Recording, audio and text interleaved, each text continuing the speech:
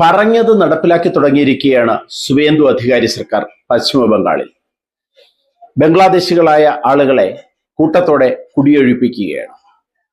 ബംഗ്ലാദേശികൾ അതിർത്തി ഗ്രാമങ്ങളിൽ നിന്ന് ബംഗ്ലാദേശിലേക്ക് തിരികെ പോകുന്നതിനുള്ള തിരക്കിലാണ്. പിടിക്കപ്പെടുന്ന ബംഗ്ലാദേശികളെ തടവിൽ പാർപ്പിച്ച് ഭക്ഷണവും വസ്ത്രവും മരുന്നും നൽകി സംരക്ഷിക്കാൻ ഉദ്ദേശിക്കുന്നില്ല എന്നും അവരെ ബംഗ്ലാദേശിലേക്ക് നാട് കടത്തുക മാത്രമേ മാർഗമുള്ളൂ എന്നും സുവേന്ദു അധികാരി പ്രഖ്യാപിച്ചിരിക്കുന്നു. മാത്രമല്ല 15ഓളം വരുന്ന ബംഗ്ലാദേശികളെ തടവറയിലാക്കിയിരിക്കുകയുമാണ്.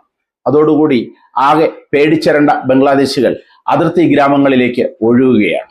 പിടികൂടുന്ന ബംഗ്ലാദേശികളെ ജയിലിലടയ്ക്കരുതെന്നും അവരെ കോടതിയിലേക്ക് എത്തിക്കേണ്ട ആവശ്യമില്ല എന്നും സുവേന്ദു അധികാരി പോലീസിന് നിർദ്ദേശം നൽകിയിരിക്കുന്നു. പിടികൂടുന്നവരെ BSFന്റെ കയ്യിലേക്ക് എത്തിക്കുകയും അവരെ ബംഗ്ലാദേശിലേക്ക് നാട് കടത്തുകയുമാണ് ചെയ്യേണ്ടതെന്ന് സുവേന്ദു അധികാരി ഉത്തരവിറക്കിയിരിക്കുകയാണ്. അതുകൊണ്ട് തന്നെ ബംഗ്ലാദേശികൾ ഭയപ്പാടിലാണ്. കേരളത്തിൽ തന്നെ ഇപ്പോൾ തൊഴിലാളി ക്ഷാമം രൂക്ഷമാണ്.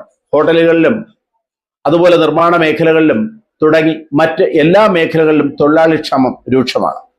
ബംഗാളികൾ എന്ന പേരിൽ ഇവിടെ പണിയെടുത്തിരുന്നവരിൽ ഭൂരിഭാഗവും ബംഗ്ലാദേശികളാണ് എന്ന് മലയാളി തിരിച്ചറിയുന്നത് ഇപ്പോഴാണ്. അവർ തങ്ങളുടെ തൊഴിലുടമകളുടെ ഫോൺ അറ്റൻഡ് ചെയ്യുന്നില്ല, അവരെ വിളിച്ചാൽ കിട്ടുന്നില്ല, അവർ തിരികെ എത്തുന്നില്ല. ഇപ്പോൾ ഇവിടെ തങ്ങുന്ന യഥാർത്ഥ ബംഗാളികൾക്ക് കൂലി കൂടുതൽ ആവശ്യപ്പെട്ടുകൊണ്ട് അവരും പണിയിൽ നിന്ന് പിന്മാറി നിൽക്കുകയാണ്. പിടികൂടുന്നവരെ വിശദമായി ചോദ്യം ചെയ്ത് വിരലടയാളം ശേഖരിച്ച ശേഷം അതിർത്തി കടത്തിവിടും എന്ന് തന്നെയാണ് സുവേന്ദു അധികാരിയുടെ വാക്കുകൾ. വോട്ട് ചെയ്തില്ലെങ്കിൽ പൗരത്വം നഷ്ടപ്പെടും എന്ന ഭയം മൂലം വോട്ട് ചെയ്യാനെന്ന പേരിൽ നാട്ടിലേക്ക് മടങ്ങിപ്പോയ ഹിന്ദിക്കാർ മടങ്ങിയെത്താത്തതിന്റെ രൂക്ഷത കേരളത്തിലെ എല്ലാ ഭാഗത്തുമുണ്ട്, എല്ലാ പണിയിടങ്ങളിലുമുണ്ട്.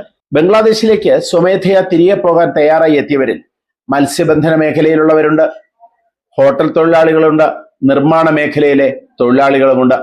ഇടനിലക്കാരുടെ സഹായത്തോടുകൂടി അതിർത്തി കടന്നെത്തിയവരും ഇന്ത്യയിൽ ജനിച്ചു വളർന്ന് എന്നാൽ രേഖകൾ നഷ്ടപ്പെട്ടവരുമായ ധാരാളം പേർ അതിർത്തി കടക്കാൻ തയ്യാറായി എത്തിയിട്ടുണ്ട്.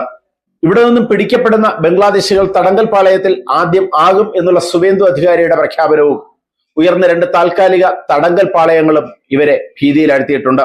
ജനിച്ചു വളർന്നത് ഇന്ത്യയിലാണെങ്കിലും ഇന്ത്യക്കാരെന്ന രേഖകൾ ഇല്ലാത്തതിനാൽ അല്ലെങ്കിൽ രേഖകൾ നഷ്ടപ്പെട്ടതിനാൽ ബംഗ്ലാദേശിലേക്ക് തിരികെ പോകാനെത്തുന്നവരും ധാരാളം.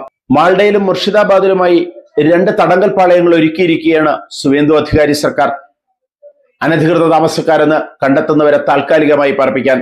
SIRന് പിന്നാലെ തന്നെ രേഖകൾ നഷ്ടപ്പെട്ടവരും രേഖകൾ ഇല്ലാത്തവരുമായ ബംഗ്ലാദേശികൾ ആകെ ഭീതിയിലാണ്ടിരുന്നു. കുട്ടികളും സ്ത്രീകളും അടങ്ങുന്ന വലിയ സംഘങ്ങളാണ് അതിർത്തിയിലേക്ക് ഒഴുകിയെത്തുന്നത്. എത്ര വേഗം ഇന്ത്യ വിടാമോ അത്രയും വേഗം ഇന്ത്യ വിടണം.